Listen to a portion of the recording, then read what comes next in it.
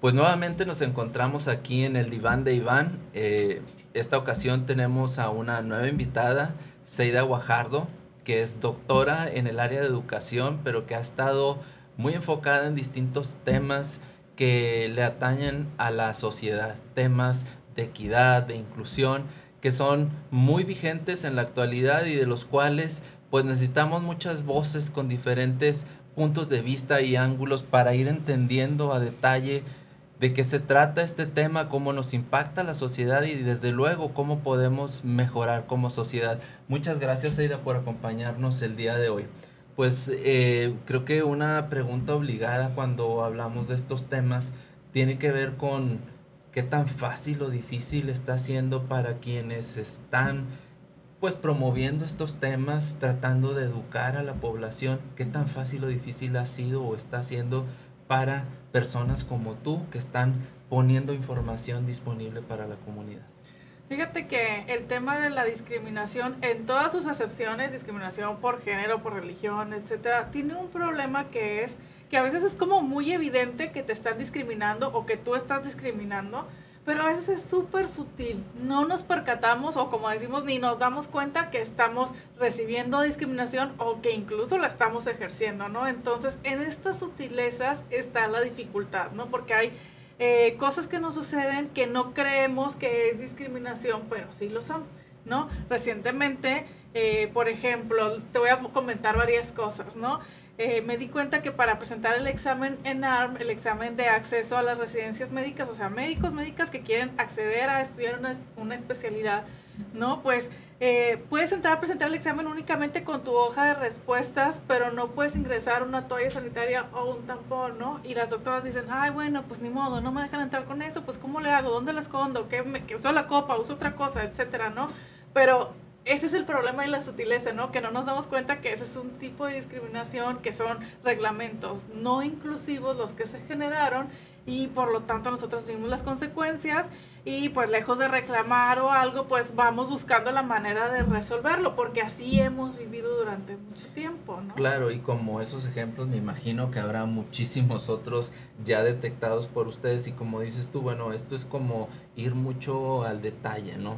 Que cosas que Sí, no vemos, no como bien vemos, por ejemplo, dices. el cinturón de seguridad en los automóviles está diseñado para cuerpos de hombres de 1,77 de estatura y entre 70 y 80 kilos de peso. Así se utilizaron los maniquís y todas las pruebas de seguridad se hicieron con ese tipo de corporalidad. ¿Qué pasa con personas que son más bajitas o mujeres? Mujeres embarazadas, pues tenemos mucho más riesgo de accidentes o de que sean más graves, incluso utilizando el cinturón de seguridad. ¿Por qué? Porque no hubo una política inclusiva a la hora de hacer el diseño y las pruebas de seguridad. Lo mismo con cuando te hacen respiración cardiopulmonar, ¿no? Los maniquís donde practicas el RCP son maniquís de hombres. Entonces, cuando ha sucedido que muchas mujeres no recibimos bien la maniobra en una situación delicada de salud, no recibes bien la maniobra porque la gente nunca ha practicado en un maniquí femenino, ¿no? Entonces no saben bien cómo implementarla en mujeres. Entonces, este tipo de sutilezas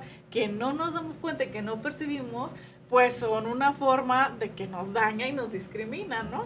Y que al final de cuentas ocurren en el entorno ya de la sociedad interactuando, pero también ocurren en el interior de las familias. Uno como, a lo mejor como papá, como mamá, va fomentando esas cosas por comentarios que vienen ya de generaciones. En este caso tú estás haciendo alusión a los reglamentos, pero también en las costumbres, en la dinámica familiar, se van pasando de una generación a otra, pues aspectos que pueden terminar en Sí, o discriminación. sea, desde antes de nacer, ¿no? Yo en mis conferencias digo, desde antes de nacer está el baby shower, ¿no? Donde ya, si va a ser niño, le ponen adornos de puras pelotas de fútbol y de básquetbol, y si es niña, unas zapatillas de ballet, unas mariposas, etcétera. Entonces, desde antes de nacer ya tenemos ciertos estereotipos.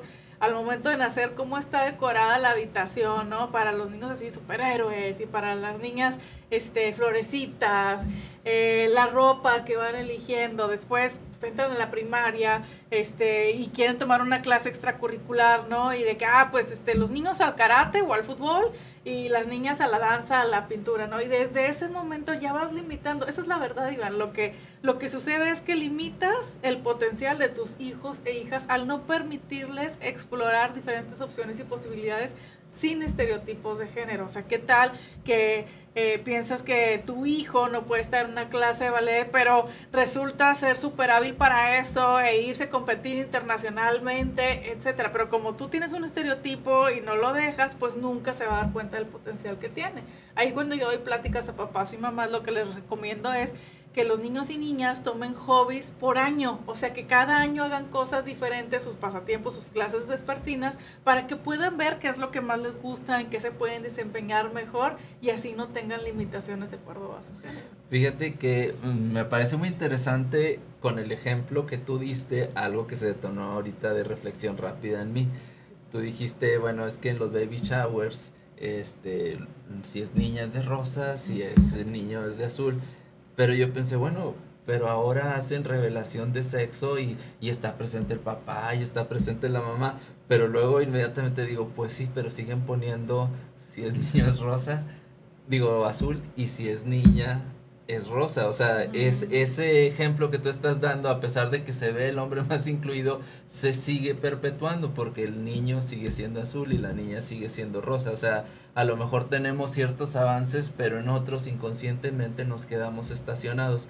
Está interesante que digas tú, bueno, mira, a nivel de lo que pasa así en pequeño, digamos, cosas micro que no vemos, pero hay movimientos ya como muy, digamos, establecidos, muchas voces que están pues tratando de poner ahí en la mesa o hacer más evidentes necesidades en las que tenemos que avanzar como sociedad.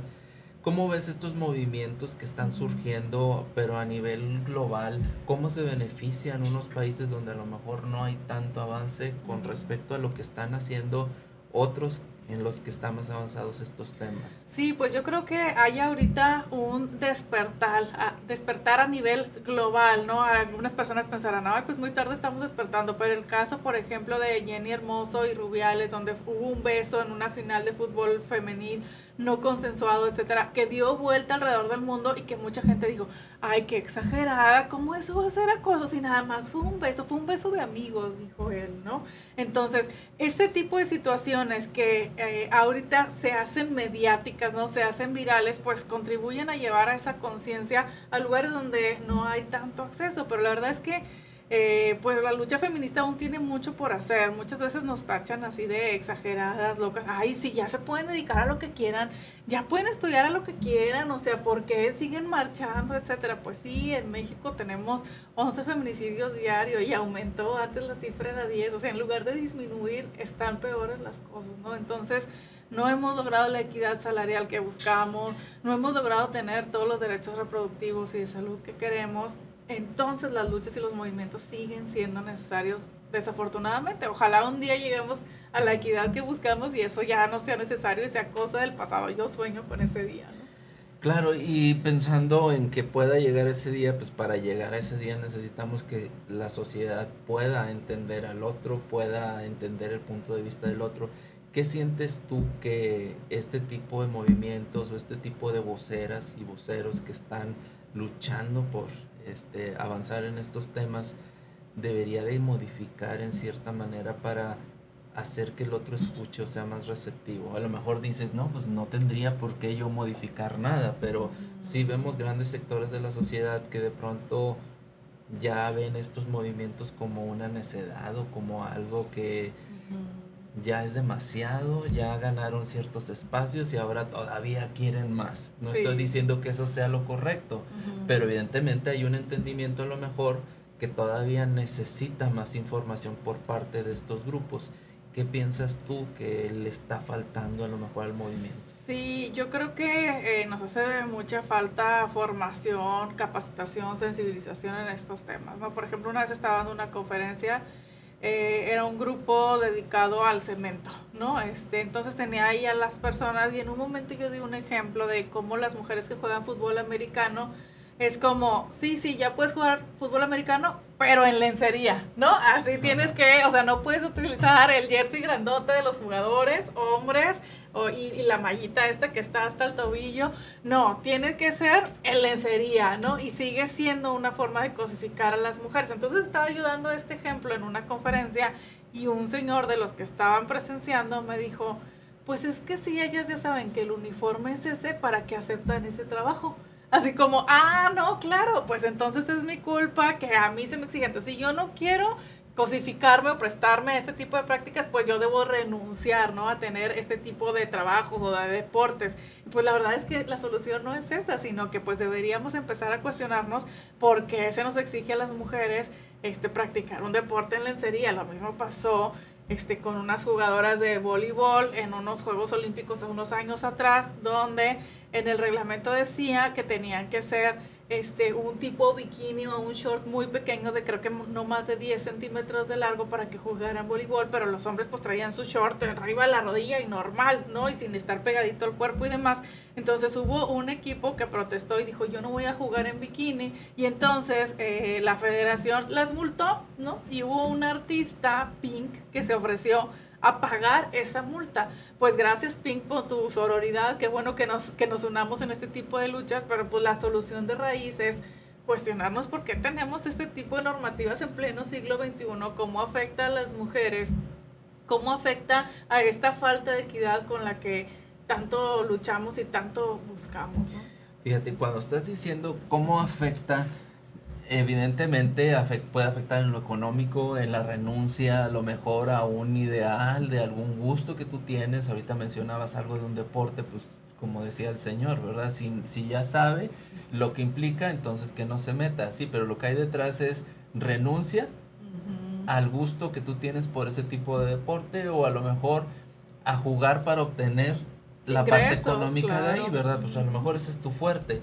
Sin embargo, cuando estamos hablando de impactos, no solamente son los económicos, también viene la parte emocional. Correcto. ¿Qué has encontrado tú en cuanto a afectación en bienestar para las personas que son de estos grupos a los que se les vulnera, se les discrimina? ¿Qué es lo que has visto tú? Sí, pues las investigaciones han encontrado que cualquier tipo de discriminación, o sea, por cualquier motivo, afecta al bienestar de las personas, en su autoestima, en su forma de conducirse, pueden producir aislamiento y pueden llevar a cuadros incluso de ansiedad, de depresión.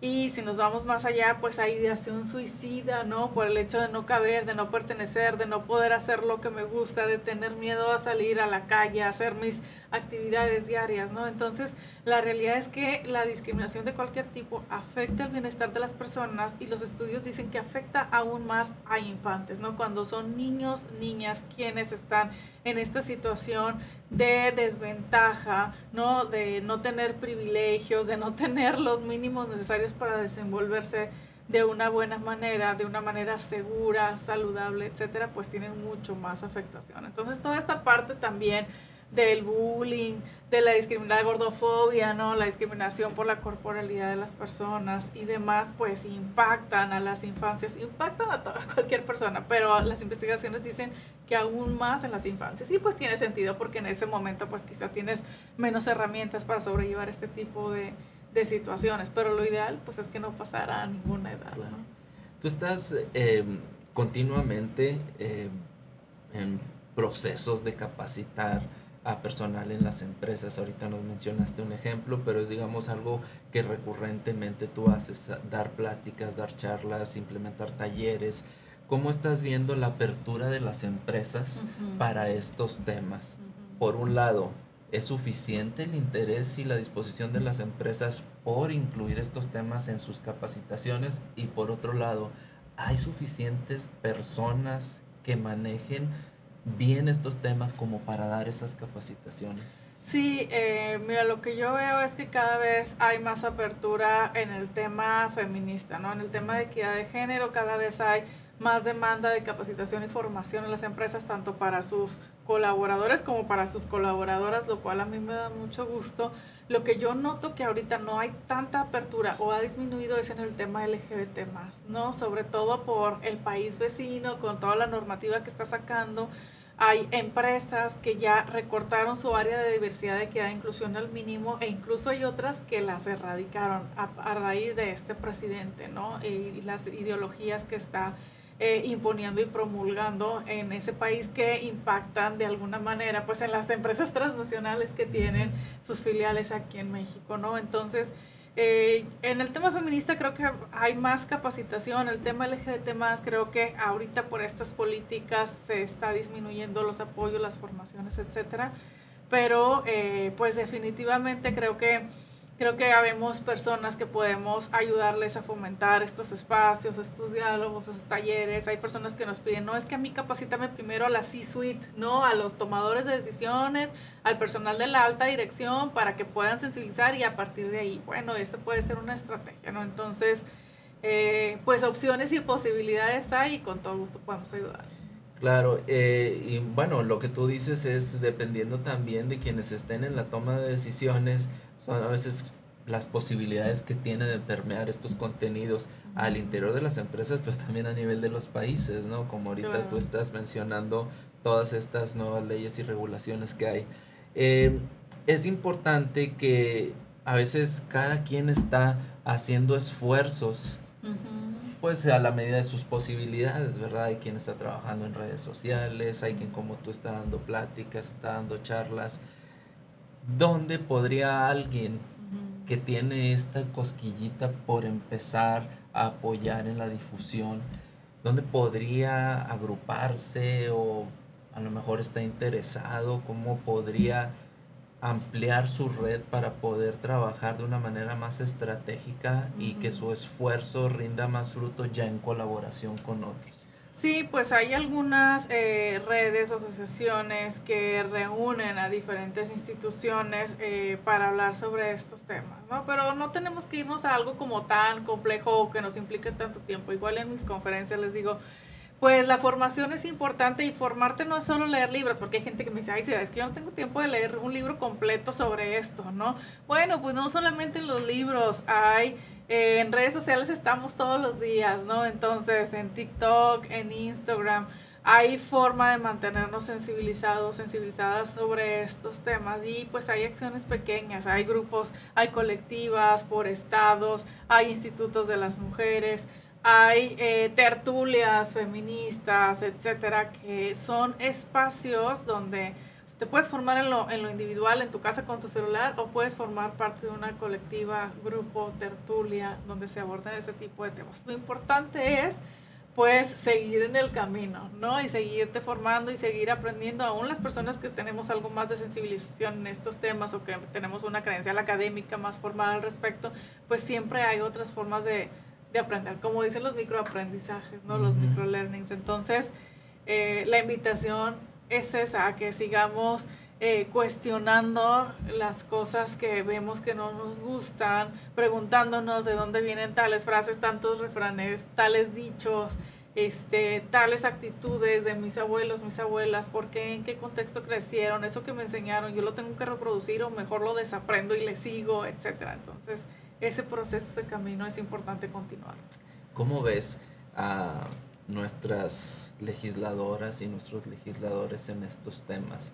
¿Sientes que estamos en buenas manos para que se puedan hacer regulaciones que favorezcan este tipo de, pues, de iniciativas, o que puedan detener algún tipo de afectación que está ocurriendo en contra de estas minorías o de estos grupos vulnerables?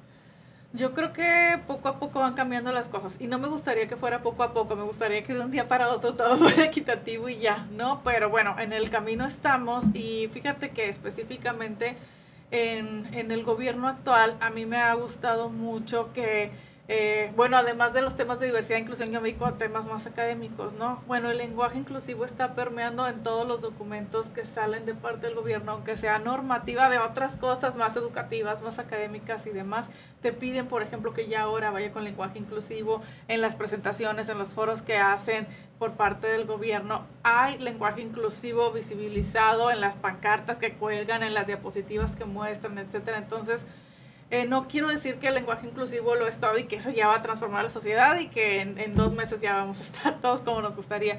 pero creo que es una forma de comenzar y que creo que hay de una manera fidedigna una buena intención asociada a esto y son cosas que antes no se veían para nada, ¿no? Entonces, pues poco a poco, ahí estamos, ahí vamos. Pues ojalá que la buena intención se siga transformando en buenas acciones.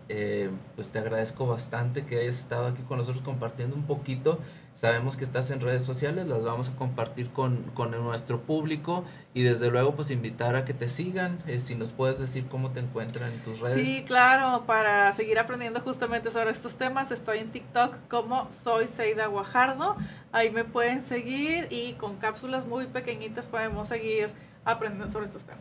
Pues muchas gracias. Gracias. Te esperamos la siguiente. Gracias a ustedes por habernos acompañado y los esperamos en un siguiente episodio del podcast El Diván de Iván. Hasta luego.